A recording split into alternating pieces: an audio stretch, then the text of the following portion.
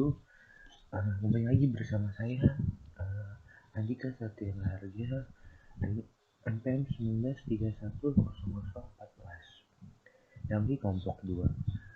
Di sini kita sharing time lagi bersama fisiologi dari Fakultas Kedokteran Universitas Mulyadi.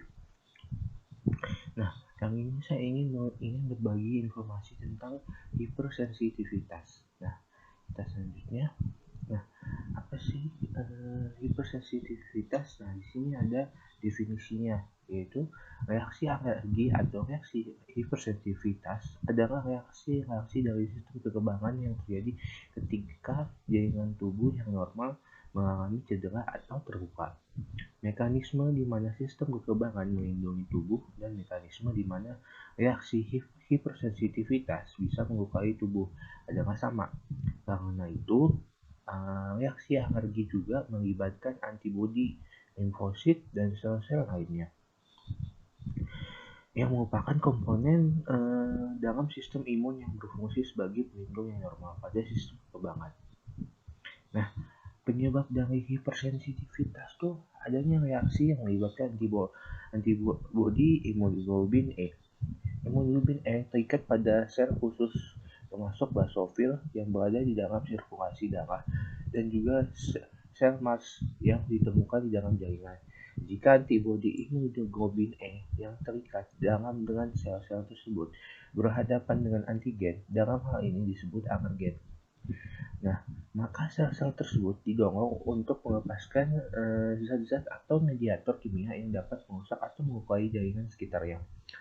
Alergen bisa berupa partikel debu, serbuk tanaman, obat, atau makanan yang bertindak sebagai antigen yang merangsang terjadinya respon kekebalan. Di sini ada gejalanya, yaitu reaksi alergi ini bisa bersifat ringan atau berat. Kebanyakan terdiri dari mata yang berair, mata yang terasa gatal, dan kadang bersin. Pada yang reaksi ekstrim bisa terjadi gangguan pernapasan. Reaksi fungsi jantung dan tekanan darah yang sangat rendah menyebabkan shock. Habis itu ada juga reaksi ini disebut anafilaksi yang tadi. Yang bisa terjadi pada orang-orang yang sangat sensitif, misalnya setengah makanan atau obat-obatan tertentu yang setengah disengat ngebah dengan segala menimbulkan gejala. Di sini ada tipe hipersensitivitas. Berbagi-bagi nih. Yang pertama ada alergi atau hipersensitivitas tipe 1. Adalah kegagalan kekebalan tubuh, di mana tubuh seseorang menjadi hipersensitif dalam bereaksi secara imunologi terhadap bahan-bahan yang umumnya imunogenik atau antigenik. Atau dikatakan orang bersangkutan bersifat atopik. Dengan kata lain, tubuh manusia dianggap asing dan berbahaya. Padahal sebenarnya tidak. Untuk orang-orang yang tidak bersifat atopik, bahan-bahan yang menyebabkan hipersensitivitas ini tersebut dinamakan alergen. Ini di sini ada gambaran untuk reaksi hipersensitivitas tipe 1. Kita bisa lihat paparan yang pertamanya yang di makro habis itu ke hipertensel. Kita bisa lihat di sini ya.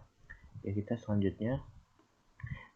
Di sini ada namanya yang kedua reaksi alergi tipe 2, yaitu antibody mediated cytotoxicity atau hemoglobin G.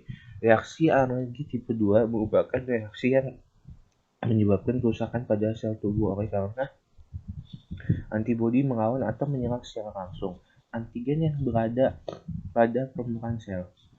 Justru yang ketiga yaitu reaksi alergi tipe 3 immunocomplex disorder, merupakan reaksi alergi yang dapat terjadi karena deposit yang berasal dari kompleks antigen antibodi berada di jaringan. Adanya antibodi kompleks di jaringan menyebabkan aktifnya komplement. Kompleks ini mengaktifkan basofil sel Mars aktif dan merease histamin, eukosinosis, dan menyebabkan inflamasi. Selanjutnya ada reaksi alergi tipe 4, yaitu cell mediated hypersensitive tipe ini tipe lambat. Reaksi ini dapat disebabkan oleh antigen intrinsik dan intrinsik internal sel. Reaksi ini melibatkan sel-sel imunokompleks seperti makrofag dan sel T intrinsik dan bahan insulin dependent diabetes mellitus. Selanjutnya ada epidemiologinya. Seperti kebanyakan penyakit panggul internasional, HP merupakan kasus yang jarang pada studi berbasis populasi. Di sini per tahunnya penyakit ini sebesar 30 per 100.000 penduduk dan 2% dari penyakit interstisial adalah HP. Nah, kita selanjutnya ada patogenesis, yaitu adanya pasivitas antibodi melawan anti-esser jamur jerami yang ditemukan pada sebagian besar penderita farmas menimbulkan kesimpulan bahwa HP merupakan penyakit akibat mediasi reaksi kompleks imun. Nah, pemeriksaan penunjangnya ada pemeriksaan laboratorium darah, habis itu ada pemeriksaan ronsen dada, habis itu selanjutnya ada prognosis. Nah, prognosisnya ini bervariasi pada bentuk penyakit akut atau kronis.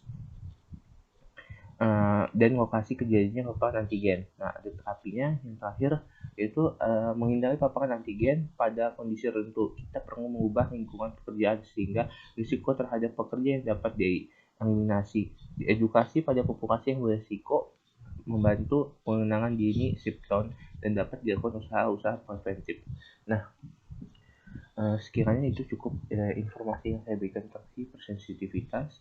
Jika ada salah-salah kata dan materi yang saya sampaikan mohon dimaafkan. Selebihnya mohon maaf. Assalamualaikum warahmatullahi wabarakatuh. Terima kasih.